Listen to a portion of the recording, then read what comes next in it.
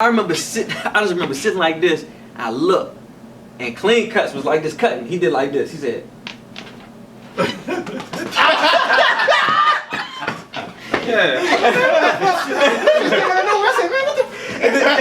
And then when I watched the video, I heard Tone say, "Man, ain't nobody worried about no lights." He was like, he was on the mic on the video. He was like, "Yeah, man, there's some green lights down there." And Tone said, "Man, I ain't worried about no lights." Check it. Yeah. Y'all know the name of my crew, nigga. Slaughterhouse, fool. Yeah. Yeah. Rappers are in danger.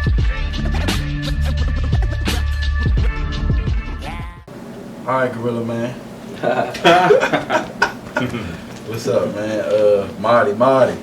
So, your first battle was out Jessup, wasn't it? Out Jessup, Maryland with Sin the Barber, his shop out there. Oh, Out Laurel. What cut did I do? That's when you did your speech. Oh yeah, that was the freshest fade. Yeah, that was my first one. Yep. Yeah. So take us through there. That was your first one, obviously with us. That wasn't the first one, period.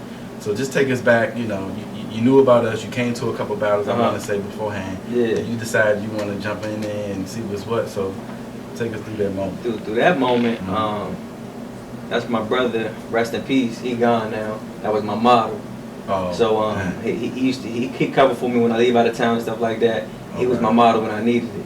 But you know what I'm saying, that you know what I'm saying, I'm good with that. Yeah. But I remember saying, "Hey T, man, I need you for a battle, man. I ain't got nobody." So he always nonchalant, always kind of laid, you know, you feel like he always. I said, "Look, man, your hair is gray." He said, "I can't be up here shaking nobody up with no gray hair looking all corny." So I said, "We're gonna dye the way you," because he always like to get his hair dyed. I said, "I'm gonna dye your hair, dye your beard, and then we're gonna wait a few days, and the battle is on Tuesday." You know what I mean?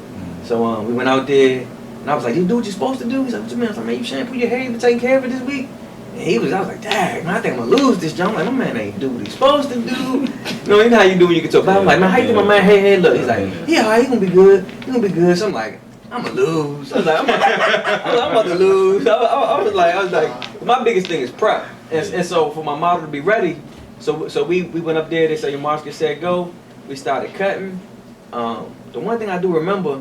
What's my guy we call him Wakanda? Oh, my homie. Wrong.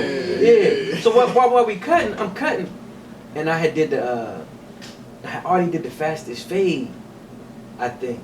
Oh, you did a couple? Yeah, I had the fastest fade at the joint, the pool tables. Oh, Studio 54. Studio 54, and I had surprised myself because I had my father-in-law. I did the fade in 8 minutes. And to my recollection, I thought it was perfect, right? I think I won second or third or something like that. Okay. But going back to the other barbershop, so I'm like, we cutting, look, we cutting, and I finished the fade in like 9 minutes. And so I hear the judges come around and say, "Hey man, slow down. So I said, let me just groom it, shape it up, put the razor on it. And Rome sitting there. So I'm like, "Hey dude, what's wrong with you?" He was like, "Oh, I just sit here and wait." I'm like, "You gonna wait?" I'm like, "You in a battle, dog? Like, you just gonna wait? You just cool like that?" I just remember him doing that. So I cut the hair, I sent him in the back, and they was like, "Look, man, this right here is unanimous." You know, Marty. And I looked at the fade, I was like, "Wow!" Like we get to see it afterwards. I'm pretty sure all these barbers know. It's like when you cutting it, you looking at it. When you look at it as you cutting it, you really can't see it until the second look. When he came back out, I was like, "Wow, that thing is perfect." And so I won that one, and that's when I gave my speech, letting everybody know, look, this is not a game for me. You know what I mean? I don't cut just for fun. Like he said, this is about generational wealth. You know what I mean? I was pronounced dead on the scene, broke my neck in a car accident, had to learn how to walk again twice, so that I have life now. I have my limbs. I got my mind.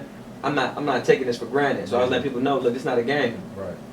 That when me and my man saw that, cause I was up there with you. Yeah. And I'm looking at you like, what are you about to say? Like, because I seen how, you know, your whole facial expression was just different. Yeah. Like, you won, but you got up there like, I ain't about to smile. You know, I'm about to let these bombers know what time it is. And so, you know, we looked over that a couple times, and we was like, that's, you know, it. You know, all this touches us in different ways, man. It's just another inspiration. But that's what's good. So, you won a couple times, obviously, but you went on a losing streak. I don't know if you remember. Yeah, everybody think I'm winning all the time. Tell them folks what the record is. I got a whole bunch of losses. I mean, not to say that people cheat or it's controversy. I mean, I just think it's a part of the game, man. It is. And but after the losing streak, you did come back, and I think you beat Chance and something. I can't remember which one. No, I didn't beat Chance, but I beat quite a bit of folks. But I went on a winning streak. Romeo, I think you might. Yeah, Romeo. And your boy Karl. You beat me before, yeah, whatever. Them two, that's why I hit it past that. Yeah. One and one, oh man. So take us with the Clash of the Titans. Take us Okay. to that. Yeah, part one. My turn. Yeah. my version of the story. Yeah. So Clash of the Titans, Marvel Battle. And so, like I just told him, and they know me, I got stuff just sitting. You know, I got ideas, like you said, you got ideas. I got ideas, I'm an artist. And since we compete, I'm thinking, how can I do better? I'm not even competing against these guys or this great lady right here. I'm competing against myself. I'm like, how can I do better? So I was like, you know what? I got some LED lights. Tony probably forgot I had them, right? I forgot. Yeah, because them those been sitting. I was like, you know what? We can do the Incredible Hulk. I'm going to put the lights in his eyes. So he's like, how you going to get him on it? Hey, this funny. This is funny. This is funny. This is funny. I had a backup plan, right? So I told my mom, I said, look, dog, if all else failed, this hair glue don't work. I said, dog, I got some Gorilla Glue or something. I said, we locking these eyes on, right? So we cutting. You know what I mean? I know, right? So we cutting. I put the little hair glue on, and the eyes like, you know, just falling off the head. And the battle's almost about to be over, right? And I heard your voice. So I got the little glue. I think it was crazy. It was something that was gonna stick quick. Boom, put the eye on. And then I just saw everybody just looking at the cut, right? And I heard you say, man, what's them green lights down there? I just remember sitting like this. I looked, and Kleankut was like this cutting. He did like this. He said,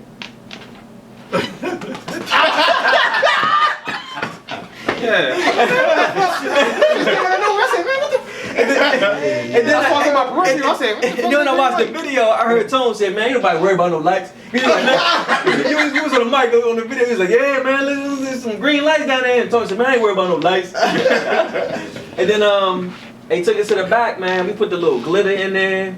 Man, it was a good competition. Yeah. And we won that one. Yeah, that was the whole preparation, y'all going around, you know. Oh, with the mask? Yeah, I heard some people say they was going back to their car to get his. Man, you threw me off for a minute, but I had to think. I was like, hold up. Hey, funny story before you ask. So we had two masks, right? The plan was to put the white mask on and the gas mask on top, right? Oh, you could have died. Chance.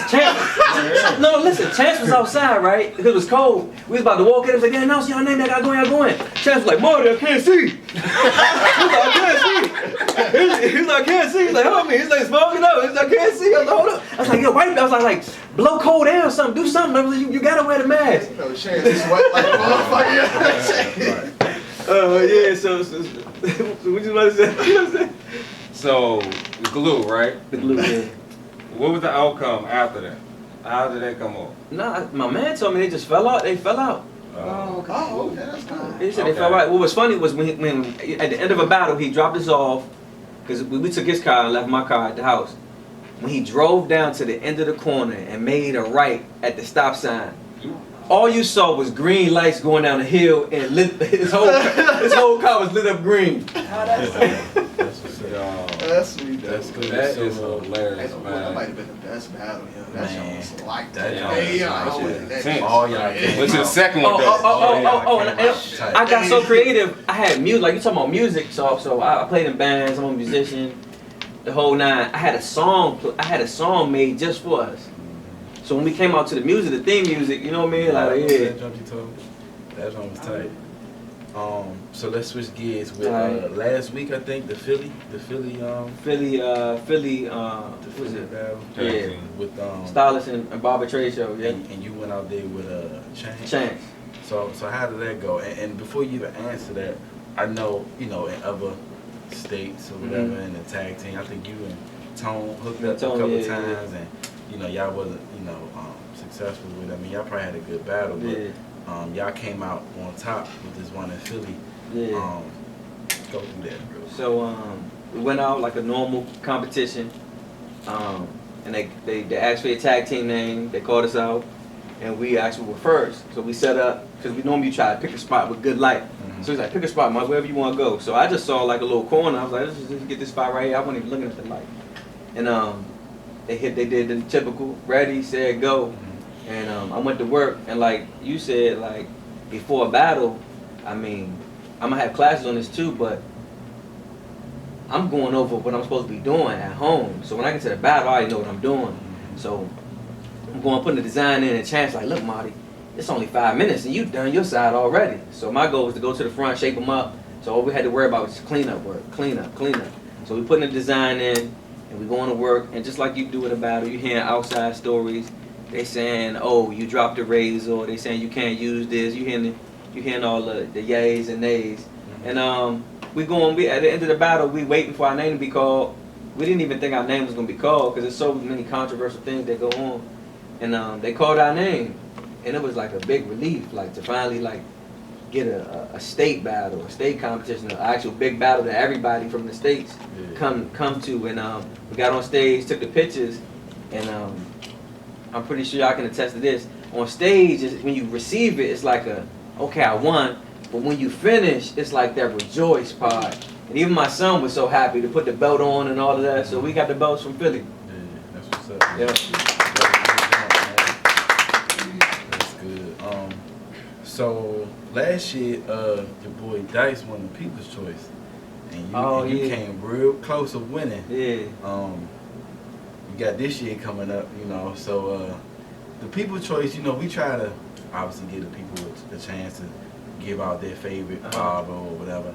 I know a lot of people, a lot of barbers, I should say, they don't really like to give out info as much.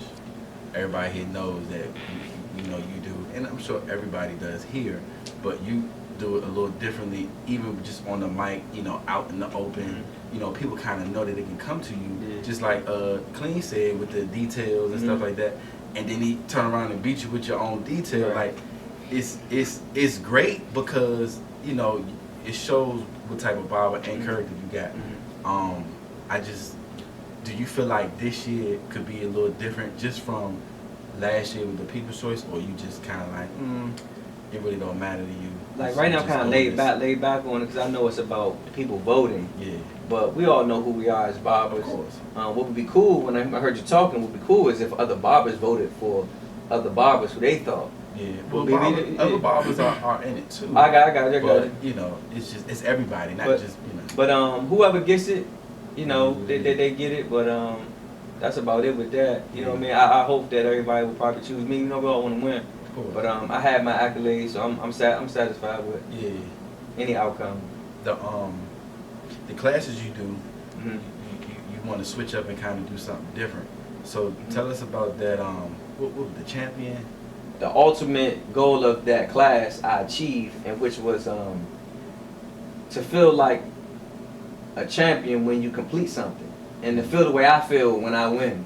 You know what I mean? And a lot of my folks, so a couple people flew out to the battle, which was a good thing. I was like, man, you flew out here? He's like, yeah, man, I flew out. I had to get some knowledge. And when everything was over with, it was around from New Orleans or something. Yeah, like that, right? yeah. And so I didn't want to just charge people a lot of money for no reason. I want y'all to get your bang for your buck. Yeah. You know what I mean? So I had food there. Y'all ate the food. Class, yeah. You know what I mean? We had it catered. And I presented trophies. I had clippers for everybody. And when they received their trophy, everybody at the class said, I've never won anything before. Wow, this feels so good. And I was like, that's exactly what I wanted you to feel. Exactly. How I feel when I win a battle. So these skills, fading, coloring, and designing, you can take this somewhere else and be successful and hopefully get on stage. And this is the beginning of your success, and hopefully that pushes you into your future. Right. So to close you out, I know it's gonna be a lot. Just touch on one thing. What's next for Marty the Barber? Okay, got a couple things real quick. I know. I have a design. I have classes, but right now I'm locked in with some state government contracts. And I'll be teaching the kids. So anybody that you know that's that's under 18. I'm gonna be doing that under the state. You know what I mean? So that'll be coming soon. And also, My Lady London is not My Lady London anymore. Okay. We had to do some soul searching, and you know, a male would not like to buy My Lady London. You know, we had to, who you catering to? In business, you need to find who you catering to. And so the new name is gonna be called And 7. Okay. And 7 is because we're a family of 6, and my dog makes 7. Gotcha. And you can use the product from my little baby Ziri Mm-hmm. all the way up to the kids, mommy, daddy, and your animal, your pet. Okay. So the products, I've been using them on my dog, Okay. and they've been working wonderful. Mm-hmm. So the product is called And 7. So you can use that on anybody and your cats and your dogs. Okay. And I think that's going to be successful because that's something that we talked about with my business mentors. What do you have that's different other than barbering that can be successful? And we all know the animal business is $1 billion business. And so it's about marketing yourself. Yeah. And I don't have all the details, but we got a nice barber battle coming to our town, and just be in tune, man. It's gonna be different. It's gonna be an event, so just stay tuned. Cool. Yeah. That's what's up.